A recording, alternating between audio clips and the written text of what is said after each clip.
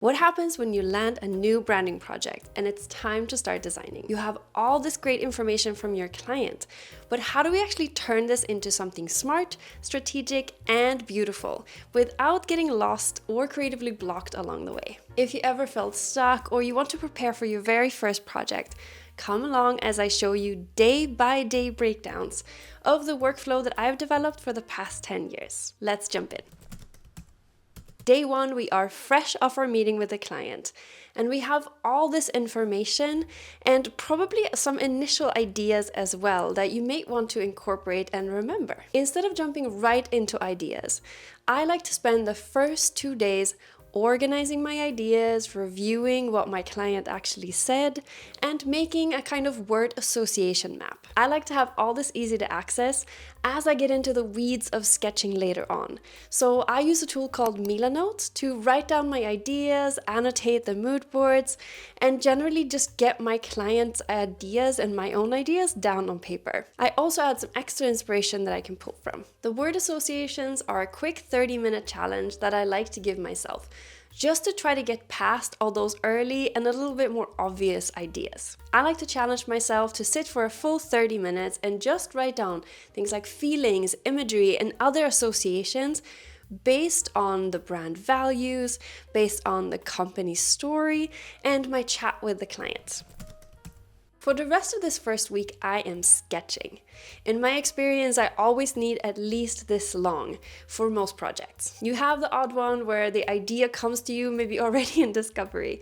But as a general idea, stress is the best way to block all creativity. So I like to give myself lots of time to explore ideas, take breaks, and then find inspiration from maybe a little bit more unexpected places before actually returning to my notebook. I often work on the logo and other aspects of the visual identity loosely at the same time. I'm not developing things super far at this stage, but I also don't restrict myself to just focus on the logo. If I spot a color that I absolutely love, I save it. If I have an idea for icons, I can draw them as well. This stage is just all about exploring different possibilities.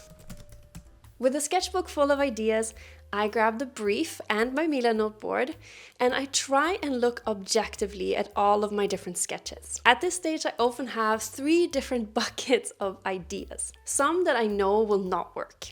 Maybe they are a little bit too complicated or they just don't feel right for the industry, for example.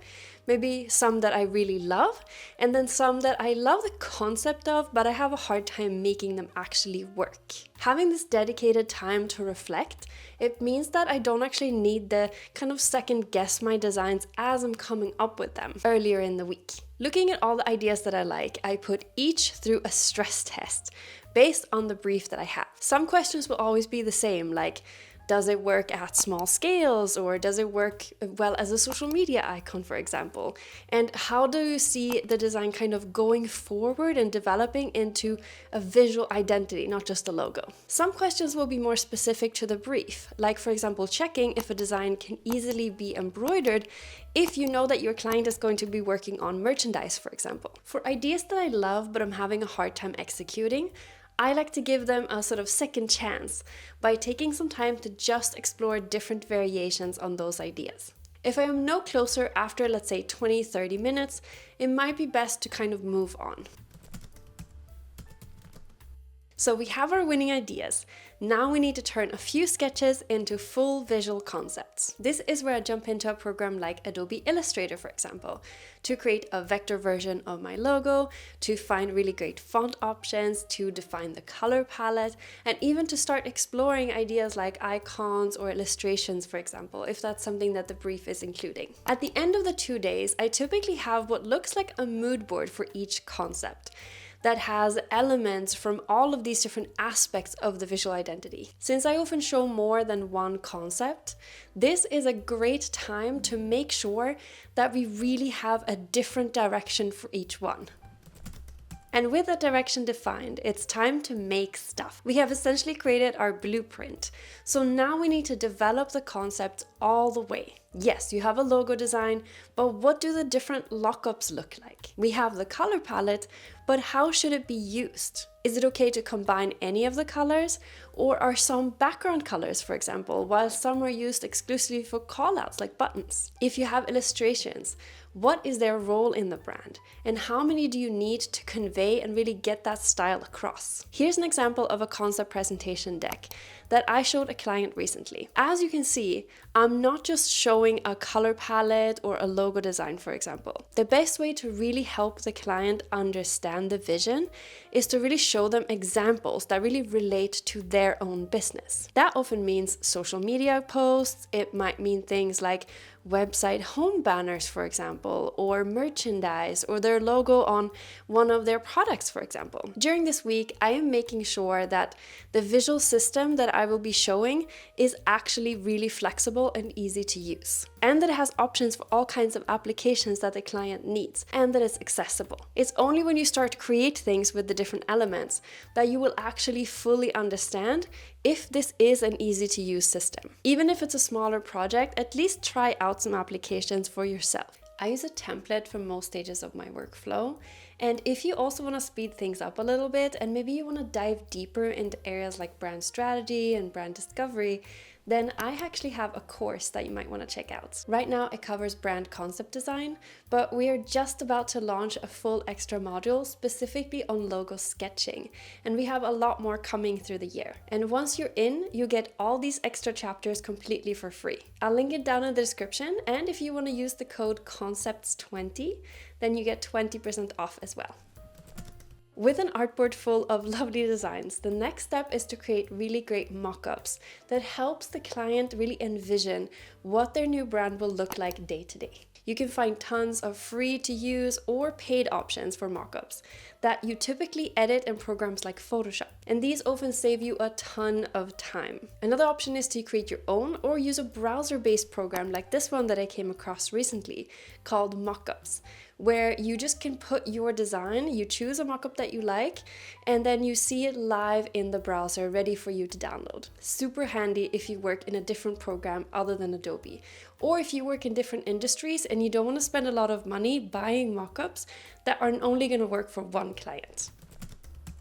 Even the most amazing ideas can fall on the finish line if we can't explain them properly. Besides the lovely mockups we have made, we also want to really make sure that we remind our client of the brief, of the project goals, and to tie in the strategy before we actually show any work. I like to do this by having a few slides at the beginning that restate the goals and what we have decided together. Then for each slide where I show the work that we have made, I also make sure that I build the kind of visual language story bit by bit. I start with the concept behind the brand. Then I go into individual parts like, let's say, logo design, color palette, and fonts. And then we get to the very important applications using those mockups that we've created. I like to let my client know beforehand that they will be seeing a lot of different applications, and that it can be helpful to wait with any feedback until we get to the end of each concept. That's because seeing the logo alone will not give a great idea of the overall visual identity. I've heard so many of my clients say that they liked the logo when they first saw it, but it was only once they actually saw all of the different aspects of the visual language that they fully fell in love. And that's why it's so important to have all these applications that are specific to your client's business. Not everyone's a visual thinker, and this really helps your client understand the brand in action. If you show more than one concept, try using the same structure and mockups for each concept. That way it's super easy for clients to compare, and they don't pick something just because they really like a mockup. And finally, we have the meeting. My concept meetings typically take about 45 minutes to an hour, and we just go through the presentation slides one by one. The goal for the meeting is to pick a clear direction and to see if there are any tweaks that your client would like to see before you move on to create all the finished assets and the brand guide. The biggest job you have in this meeting is to listen to any feedback that your client has and help them translate their feelings and their ideas into actionable tweaks and changes. For example, if you notice that they love a direction overall, but they don't feel like it has enough energy. You can suggest small tweaks to the color palette instead of having to start from scratch. And that is my schedule for a typical branding project. I would love to hear if there are days or areas that you would like me to make a full video on, so make sure to let me know down in the comments. Thank you so much for watching, and don't forget to check out the branding course and use the code CONCEPT20 to get 20% off. Good luck with your projects, and I'll see you next time.